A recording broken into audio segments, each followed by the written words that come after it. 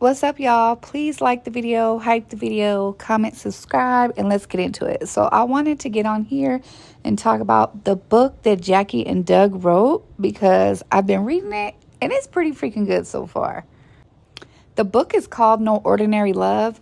And in the beginning of the book, Doug is talking about how, like, later on in his career, he was trying to find a team to retire with. And he wanted to retire with the Sonics because he lived in Seattle. He grew up in Seattle. He, played for Seattle. And he thought, like, hey, that would be a great opportunity to retire with a Sonics jersey on. So he was going to go have dinner with the Sonics manager. Okay, and I'm not reading the book word for word because YouTube's guidelines, they will copyright strike me and delete my channel. So I'm going to have to read it, summarize it, tell you. Okay, but let me tell you, I'm reading it, telling you, reading it, and telling you. So it ain't no making no shit up over here.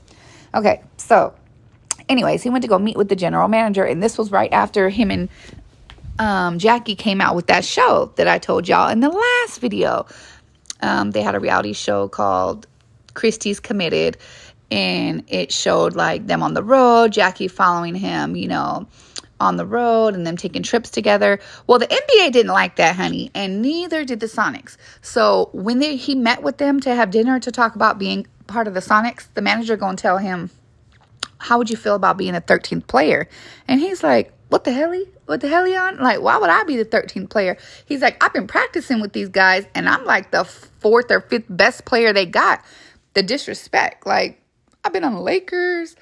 I've been in championship games. Like, and y'all want me to be the 13th player? But he didn't want to say that. So he just told him, like, oh, well, I'll have to think about that.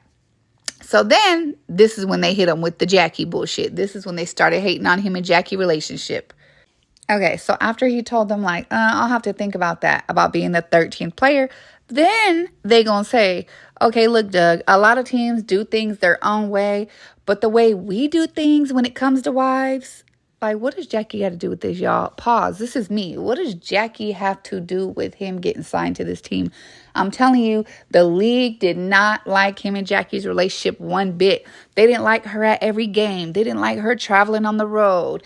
They didn't like, the perception of, oh, he was the only one in the game not cheating on his wife. And when he's making baskets, he's dedicating them to Jackie. Oh, when he's making baskets, he's giving secret hand symbols to Jackie. And once their show came out, like, a lot of players and a lot of people had a different perception of him, because before that, the perception was, oh, Jackie's a crazy, insecure ass wife. She don't let him interview with female reporters. She got to follow him everywhere because she's scared of him cheating.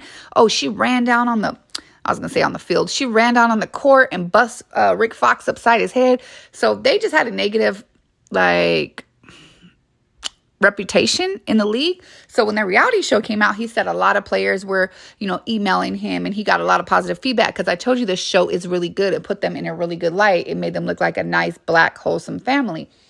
So back to the Sonics. The Sonics was like, look, a lot of teams do things their own way when it comes to wives, but so they told him, when it comes to the wives and the families of the players, we need the players to be sequestered to the training camp for the whole duration of the training.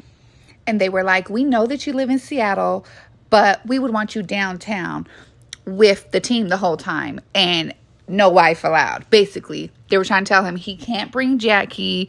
Like, they know he has a reputation for Jackie going on the road with him, but they weren't having it. And they wanted they wanted Doug to know up front before he signed with them, like, is it going to be a problem that you got to leave your wife at home? And I think it's freaking crazy. Like, what does his wife have to do with him playing basketball? Like, what he's doing on and off the court or on and off the training shouldn't have nothing to do with Jackie. So they really have overcame a lot of shit. A lot of people have tried to break them up. Okay, so back to the dinner with the coach and the general manager of the Sonics. Now, this was a freaking quote. They said, quote unquote, and no visitors allowed. Would that be a problem? End quote. Now, Doug in the book said it didn't sound very good to him, but he said other teams did do it. Like the Lakers, they would sequester them to Hawaii, and the team would get to bond with each other. But he was like, this just wasn't sounding all that great. He said, yeah, it's a way that teams do things, but it ain't the only way. So before he could even give them his answer, he said, they were like, okay, here's the thing, Doug. It's about your wife. Now, these people had the nerve to tell Doug, oh, we know that's your wife and she's a free person and she can do whatever she wants. No disrespect, but we don't want her traveling to your away games. Like, huh? Come again? What do my wife got to do with this meeting?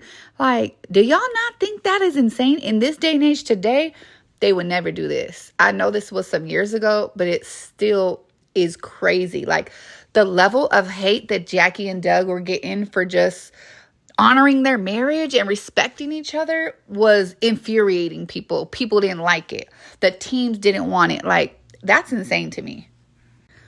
But nah, the F shit didn't even stop there. They took it a step further and said, as a matter of fact, when we're traveling to away games, we don't even want her traveling to the same city that we're going to be in. Like, who the hell are they talking to? This is crazy. I'm not lying, y'all. It is in the book that they wrote together. Then they gonna ask, is that something that you can live with? Yeah, they're serious. They're very serious. So in the book, Doug expressed his frustration and was like, that's crazy. So if I wanted to go pick up a girl on the street, that would be okay. But my wife can't travel where I'm going? He was like, that's my soulmate. She been doing this. We've been traveling together. Some of the teams he played with let her travel on the PJ with them. And if she couldn't do that, she would travel on her own and follow him there. But he was like, this is seeming like a strange rule aimed specifically at Jackie and specifically at the hype that the media had made around, oh, Jackie don't let me interview with women and Jackie got to travel with me everywhere. It's like, that ain't none of y'all business. As long as I'm doing my job, what else should matter, basically? So in the book, No Ordinary Love by Doug and Jackie, he went on to say that, Jackie was his wife, his soulmate, the mother of his children, his business partner. Like, he wasn't feeling that at all. He said that he used to tell Jackie, we're going to be in each other's lives for a long time. We're going to even be pushing each other in wheelchairs one day. If that ain't true, genuine love, I don't know what is. So how do y'all think that Doug responded to them? He told them, well, I'll let you know. I have to discuss it over with my wife. Boom. That's what he said, standing on business. Okay, so then Doug dropped some fucking tea, some bombshell of a tea. He said, so it's okay for hoochies to follow the teens around from city to city, but not my wife. He said, what y'all don't know is y'all think those are just random hoochies hanging outside the stadiums and hanging out in the stadiums. He's like, but what you don't know is some of them chicks are actually on the payroll to come mess with the players. He said, but I'll talk about that later in the book. Damn, Doug was spilling tea. Sprinkle, sprinkle. So Doug was hot. Doug was like, so chicks that are actually keeping players out at night, up all night, drinking, doing God knows what all hours of the night, that's not a distraction to the team. But me being with my wife is going to keep me distracted? Like, make it make sense. This ain't adding up. Doug wasn't having it, okay? So as Doug was, saying his goodbyes because they were at his home because he made dinner for them to come over and try to talk about him joining the team. And after Doug said, I need to think about this and talk about it with my wife, they going to turn around and tell him, okay, well, whatever you decide, if you ever want to come to the games, we'll give you tickets. Like, that's hilarious. So before they left, they turned to Doug and said, well, if you're not going to play for us, what do you intend on doing? As if they were the only option that Doug had left. He explained in the book that his wife and his family always come first. He loved basketball, but basketball is second. And he told them, well, I have other businesses. Like, the basketball is not the end all be all for me. I'll be fine. So Jackie called Doug and she was like, how'd the meeting go, babe? What happened, honey? And he was like, I don't want to talk about it. Someone's here right now. Like, I'll talk about it when you get home. So when she came home, he finally told her, like, everything was going good, but they didn't want my wife coming on the road with me. And, I'm not feeling that. And she was like, wow. So they really bought into the hype of, the media being against me, thinking I'm some crazy lunatic.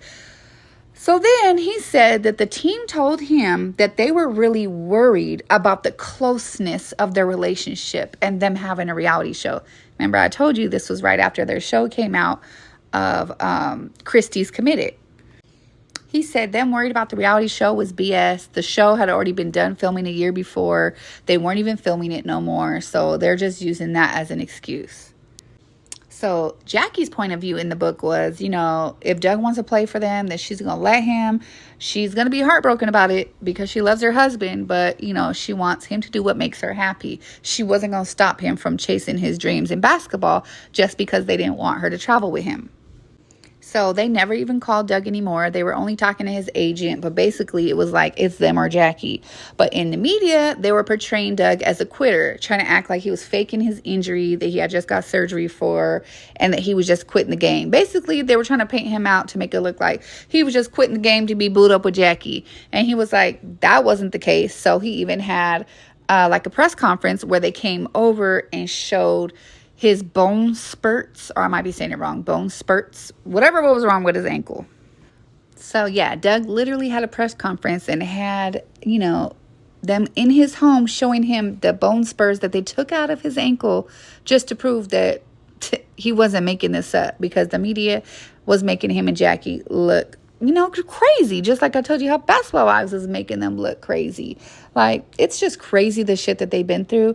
But that was the end of that chapter. Obviously, he never went back to play for the Sonics. That's the team that he wanted to retire with, and he didn't retire with. I did read that he retired with the Dallas Mavericks, but the next chapter was Jackie, and Jackie explaining her upbringing and how she met Doug. So she said she was the third youngest of 9 kids, that her mom had a lot of kids, but she showed them a lot of love and she made them all feel equal. She said that her mom didn't have a lot, but they always felt like they didn't know it at the time. When you're young, you don't really know that you're poor.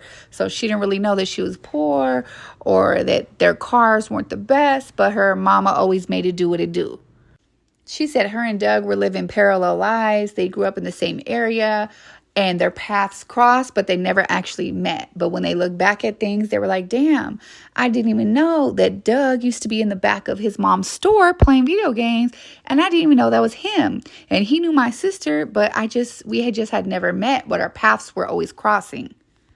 Jackie said at 10 or 11 years old, she would always be in like fashion modeling contests at the mall, but she was so embarrassed of her family car that she would have them come 10 or 20 minutes late. So whatever time it was, she'd be putting dubs on it. Like, if it started at 9 a.m. or 9 p.m., she'd be like, it starts at 9:20, because she didn't want no one to see her family pulling up in the hoopty. And she also didn't want them to see 8 kids piling out the car. Jackie was a hustler from elementary school. She said that she used to put on shows in elementary school. I'm assuming modeling shows. And then she said even back then she was charging kids $2 or $3 to come to the show. And she would charge them that so then she could go buy more costumes. I'm like, that's right, Jackie. Jackie is just a born hustler, okay? Jackie says she always knew when she was young that when she grew up, she wanted to save enough money to take care of her and her family. But more than anything, she wanted a soulmate. So as Jackie grew up, she had a male friend that was her homeboy, not her boyfriend. His name was Joey B. And one day Joey B was like, I have a friend that I want you to meet. And it was Doug. And she said, Doug grew up spoiled. He was the only child, so he was spoiled. So she said when she moved down to the south side of Seattle, she said there was a store called Busy Bee and Green Things. Okay, my bad, y'all. I just read it again. It was called Busy Bee, Greens, and Things. Don't that sound like a little herbalist store, or am I tripping? Anyways, she said Doug's mom was part owner in that store. Jackie said her mom would treat her to that store, that Doug's mom had the best candies in town. She would be like, Mom, take us down to that store. They got the best candy. And that's when she said she didn't realize that Doug was the kid in the back playing video games in the back of that store. She never knew the Christies like that, but that's how their paths started crossing. Okay, so that was Jackie telling her growing up story. And then Doug comes in and tells his story about growing up. This is a book that they wrote together. So one paragraph will be Jackie, one paragraph will be Doug. So Doug goes, okay, my turn. So my dad was black and my mom was white, and she was very young when she had me. He said, so when she did have me, they warded me to the state. He said his grandfather, Mr. Christie, came down and got him from the state and vouched for his mother. And then when he got Doug back from the state, he gave him back to his mom. He said all his life it was just him and his mom. When he first grew up, it was him and his mom living in Bellevue with his grandfather, and his grandfather owned a skating rink. Could you imagine how fun that would be? Skating rinks were the back then, okay? They still a little fun. I recently took my kids, and I was the only one who didn't fall down, by the way. But my other kids was busting their ass, falling down the whole time. And I'm like, oh my God, I should have took them skating more. But we had the time of our lives. Doug said he spent a lot of time at the skating rink. He would always be there skating. He would go to sleep in the back, wake up, skate again. He said he was having the time of his life. He said then his mom moved them to the south of Seattle, and it was more of a low-income area, and his mom was the only white woman in the neighborhood. Doug said he really didn't care about work or school growing up. He said he was just all about sports. Doug said once her mama got her a basketball player boyfriend, it was up. That's when he fell in love with basketball. He touched the ball and he was like, oh yeah, this is what I'm going to do for the rest of my life. Doug said his dad lived about an hour and a half away. The first time he met him, he was like 6 years old, and his dad lived in Longview. So he went to go spend some time down with his dad. Doug was from the city. His dad was from an okey-doke town. He said it was none but white people, and where Doug was from was mostly black people. So when he came to this mostly white town, he was like, okay, this is different. And it's real, like, not city-like. It's real slow life. He said he always felt like he had somebody watching over him. Growing up, a lot of his friends were unalived. And he said he never got into no ish, that something was always watching over him. Everyone in the neighborhood knew him as Norma's son. Oh, that's Norma's son. So it kept him out of a lot of trouble because everybody knew his mama. I told you, Doug ain't no square bear. That's a city boy right there, okay? He grew up in the hood, and then he also got to see a different point of life when he would go to his dad's. He said they would go fishing and, outdoorsy wilderness stuff. So he said he got the best of both worlds growing up. Doug goes on to say that he went to Pepperdine University, and then he finally got drafted his senior year in the first round pick to Seattle. And then that's when he met Jackie. And it was so cute because in the book, she was like, and when I first met him, I was thinking, and he goes, that's a hot guy. And she goes, no, that's not what I was thinking, but that's one of the things I was thinking. So, okay, that was the beginning of the book, the beginning of the story. But I just think it's crazy that they overcame what they overcame within the industry as far as them just having a strong marriage and him not wanting to cheat on his wife, him wanting to honor his wife, him making his wife like his best friend, his right-hand man, his go-to. Like we see Savannah these days. We see Savannah courtside at every game, everywhere LeBron goes. We see him doing signals to her. But back then when Jackie was doing it, it wasn't cool. It was a problem. The team didn't even want to pick him up because of it. So, yeah, if y'all want to hear more of this book, let me know down in the comments. Talk to me. I'll talk back. Please tell me your thoughts down in the book. Why do you think they were getting so much hate? Do you think it was just because a different day, a different time? And I would want to say, why do y'all think that they continue to paint them as a weird-ass couple on Basketball Wives? But we already know why. But put it down in the comments. Please comment, like, subscribe, hype the video. If you're not subscribed, get subscribed. Put your notification bells on. And I'll see y'all in the next video. Bye.